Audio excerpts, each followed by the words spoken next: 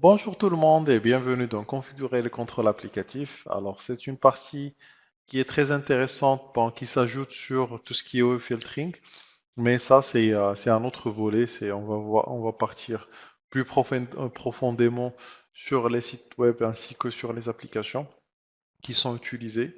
Alors là, on va bien sûr voir comment ça fonctionne le contrôle applicatif, c'est quoi le besoin, et aussi bien sûr comment on peut le configurer sur le FortiGate, bien sûr sur un lab qu'on va voir à la fin de cette vidéo-là. Alors, sans plus tarder, je vais passer sur le plan de cette vidéo. Alors, on va voir l'application contrôle, le contrôle applicatif, c'est quoi, il se base sur quoi, et comment ça fonctionne, et c'est quoi le pire ennemi du contrôle applicatif. Après, on va voir la structure hiérarchique. Alors ça va nous permettre de comprendre exactement comment ça fonctionne, plus ou moins, le contrôle applicatif et comment il part spécifiquement sur des applications qu'on peut bloquer sur des sites ou sur d'autres applications, bien sûr. Et aussi, on va voir les différents profils du contrôle applicatif. Et pour finir avec un lab pour vous montrer comment on peut configurer le contrôle applicatif. Bien sûr, c'est un chapitre qui n'est pas aussi long que les autres chapitres parce que il y a juste une partie qu'on va voir là et après on va essayer de voir tout ce qui est monitoring dans la prochaine vidéo. Mais c'est très intéressant, même si c'est pas très long, mais c'est très intéressant comme sujet parce que on peut débloquer des situations qu'on juge des fois très difficile à débloquer. C'est soit débloquer le chat, soit laisser un site et bloquer le chat. Bon, on verra de comment ça fonctionne, bien sûr, le contrôle applicatif. Du coup, le contrôle applicatif, il utilise le moteur IPS pour fonctionner. Alors, ce moteur, bien sûr, il est téléchargé à partir de FortiGuard. FortiGuard, il mis à jour les signatures. Bon, bien sûr, l'IPS, bien sûr, on va voir ça aussi, comment ça fonctionne et tout ça. Mais là, le contrôle applicatif utilise l'IPS pour faire son contrôle sur les applications. Alors aussi pour l'analyse, elle se base sur le flux qui passe et pas non basé sur le proxy comme on a vu sur les différents modes sur le web filtering. Aussi, peut détecter même si l'utilisateur tente de contourner en utilisant un proxy externe, bien sûr. Il y a pas mal de gens qui font ces manipulations et avec le contrôle applicatif, on peut remédier à ça en bloquant les gens qui veulent utiliser des proxys externes, soit pour se connecter sur des sites web, soit pour contourner tout ce qui est blocage URL filtering ainsi que le contrôle applicatif et autres. Euh, Bien sûr, autres sites qui sont pas autorisés dans son pays ou utilisation qui peut être malveillante à partir de l'entreprise. Du coup, pour le cauchemar, si on veut dire, du contrôle applicatif, c'est le peer-to-peer. Bon, le peer-to-peer, alors, le peer-to-peer, c'est bien sûr si on veut télécharger un fichier, un poste va se connecter sur FortiGate et FortiGate, bien sûr, il va essayer il va connecter, bon, à partir de l'application qu'il utilise, qui est BitTorrent ou autre du peer-to-peer, il va essayer de se connecter vers plusieurs serveurs en même temps pour télécharger un fichier ou un logiciel ou un film. L'avantage, bien sûr, d'une architecture peer-to-peer, bien sûr, vous avez la bande passante, le téléchargement est plus rapide. Et aussi, autant que vous avez de paires que vous connectez, bon, vous avez N paires. Alors, le fichier est livré une fois plus rapidement, bien sûr. Pas comme une machine qui est juste client-site, Utilisez juste l'upload de cette machine-là. Imagine, vous avez 3000, 3000 machines qui te font l'upload. Alors, le fichier, autant qu'il va se télécharger dans 10 minutes, il va se télécharger dans 1 minute ou 30 secondes, quoi. Du coup, c'est le pire ennemi des entreprises, c'est parce que l'utilisation de ce peer-to-peer augmente l'utilisation de la bande passante et ainsi rend la bande passante plus lente et peut engendrer beaucoup de problèmes sur l'organisme. Du coup, l'application Control peut aussi remédier à ça, mais c'est juste pour vous dire, c'est le pire ennemi des applications Control parce que euh, il doit, plus la signature, plus il doit bloquer tous les connectiques qui vont avec sur les serveurs qui sont distants. Alors, pour l'architecture, pour la structure hiérarchique, comme je vous ai expliqué tout à l'heure, c'est, par exemple, si on va catégoriser le Facebook sur social media. Alors, Facebook, si on prend Facebook, il y a plusieurs applications qui sont sur Facebook. Il y a Facebook Chat, il y a Facebook Apps, il y a Facebook, oups, il y a Facebook Like, aussi sur WhatsApp. Bon, il y a WhatsApp vidéo, il y a WhatsApp chat, il y a WhatsApp web WhatsApp, il y a beaucoup de catégories d'applications qui sont sur ce site-là. Du coup, l'idée de l'application control ou le contrôle applicatif, c'est de bloquer, si on veut juste bloquer le Facebook chat ou bien, ou bien Facebook Apps. Alors du coup, ça c'est possible. On peut configurer ça et bloquer tout ce qui est message, par exemple sur LinkedIn. Ou pour YouTube, bien sûr, on peut spécifier carrément les vidéos, des vidéos à bloquer ou autoriser, ou laisser autoriser. Par exemple, les vidéos éducatives qu'on veut laisser passer. Alors ça, c'est très intéressant. C'est pour ça que je vous ai dit au début, c'est un module très intéressant. On peut laisser carrément le site web par Facebook, pour ne pas que les gens se plaignent à cause de ça. Et nous, on va bloquer le chat. Ou bien sûr, on peut bloquer carrément les vidéos là-dessus. Comme ça, les gens, bon, Facebook, oui, il est autorisé. Bon, qu'est-ce que vous voulez? Bon, des fois, ils vont pas oser de vous dire, bon, j'ai besoin du chat sur Facebook, hein.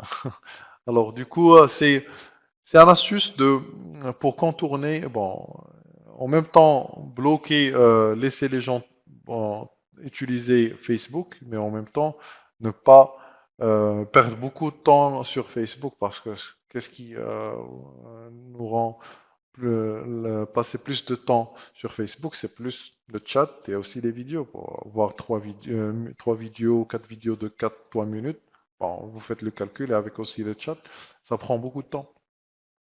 Et aussi les games et autres. Alors du coup, vous pouvez bloquer pas mal d'applications sur un site, mais en laissant le site fonctionner.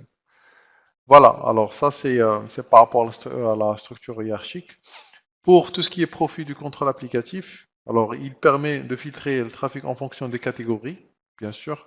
Les applications similaires sont regroupées, comme on a vu sur le filtering, et peuvent afficher les signatures de contrôle, bien sûr, pour cette catégorie. Comme on a dit tout à l'heure, il se base sur des signatures d'IPS.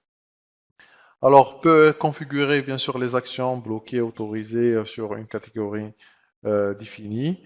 Et le remplacement d'application permet aussi de configurer l'action pour des signatures d'application spécifiques. Et le remplacement de filtre, il fournit un moyen plus flexible de créer une catégorie d'applications basée sur le comportement, la popularité, le protocole et le risque, ainsi que le alors voilà, alors ça c'est les trois profils de contrôle applicatif qu'il y a. Alors on va passer directement sur le lab pour faire une configuration de contrôle applicatif et montrer comment ça marche. Je vous dis à tout de suite. Bon voilà, je me suis connecté sur mon lab, mon SXI pour accéder à mon lab. Alors je vais accéder sur mon AD sur Londres. Et après, je vais créer une application control. Alors, je vais sur Security Profiles et après Application Control. Je vais créer une nouvelle. Je vais la nommer Social Media Block.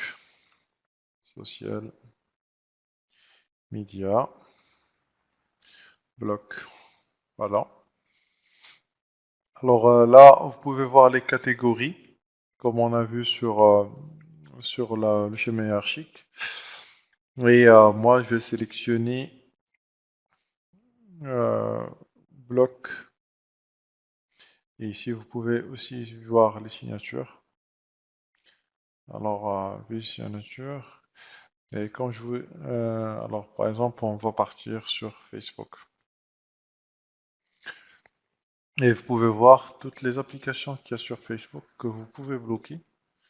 Et bien sûr, sélectionner et bloquer. Bon, ça, moi, je vais bloquer tout. Et ne pas laisser Facebook ouvert. Euh, alors aussi en bas, vous pouvez bloquer carrément des protocoles. Alors, si une application qui utilise un protocole et que vous voulez bloquer ces protocoles là-dessus, et en bas, vous pouvez bien sûr faire tout ce qui est override, tout ce qu'on a vu sur le web filtering de override. Vous pouvez faire ça. Si une application est bloquée, vous pouvez, bon, en utilisant un compte utilisateur, bon, autoriser des gens à cliquer sur Proceed et comme ça, ou bien, pardon, Override. Et quand ils cliquent sur Override, ils peuvent avoir la main pour accéder euh, sur, euh, sur l'application ou bien utiliser l'application. Alors, et voilà, alors moi je vais bloquer ça, je vais bloquer tout ce qui est social media. Vous pouvez carrément faire du monitor et tout ça. Alors j'applique ça. Et quand j'applique, ouais, voilà, la social media block, elle est activée. Alors je vais partir sur Policy Object et je vais appliquer ça sur ma policy ou ma règle de sécurité. Alors je vais appliquer ça ici, alors Edit, je vais descendre en bas. Et je vais choisir l'application contrôle que je viens de créer. Alors, social media block, voilà, et je confirme. Alors là, j'ai activé l'application contrôle sur ma règle de sécurité qui me permet de sortir vers Internet. Alors, je vais basculer vers mon client pour faire le test. Alors, mon client, pardon.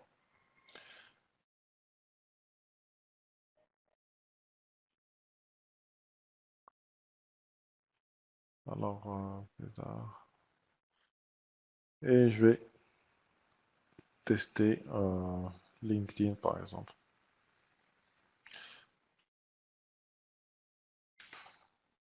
Voilà, c'est bloqué. Et comme vous pouvez voir, c'est du social media qu'on a bloqué là-dessus. Euh, et par contre, si je teste le Dailymotion, dailymotion.com,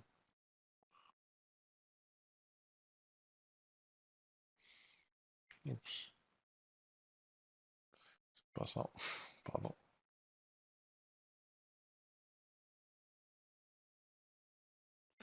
Dailymotion, voilà.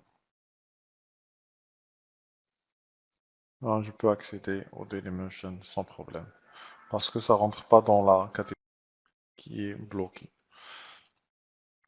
Et bien sûr, je peux partir aussi sur bloquer aussi le Dailymotion si je veux. en appliquant bien sûr la politique, en ajoutant bien sûr voir comme quoi il y a des Dailymotion dans vidéo et le bloquer ou bien sûr bloquer d'autres euh, applications sur Dailymotion. Oups. Je vais revenir sur mon Proxygate.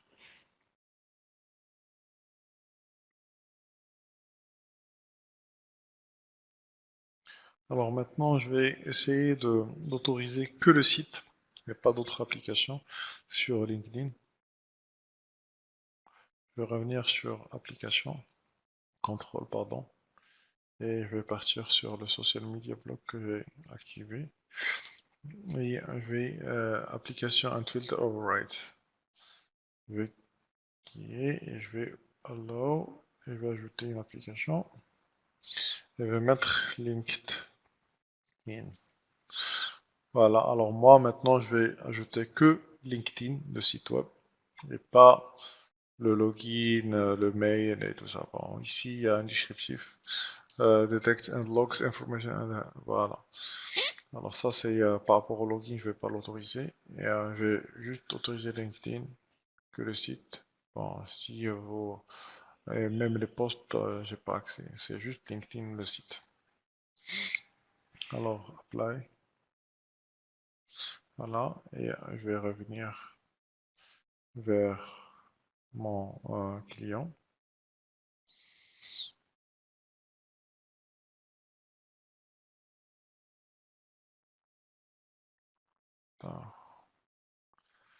Et je vais accéder sur LinkedIn.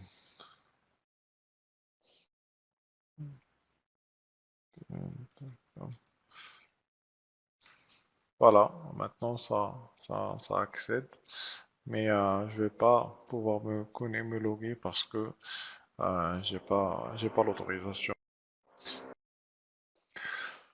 Euh, voilà, alors bon, on a fait le tour sur les applications qu'on peut voir et le fonctionnement d'application, comment ça marche au niveau de FortiGate.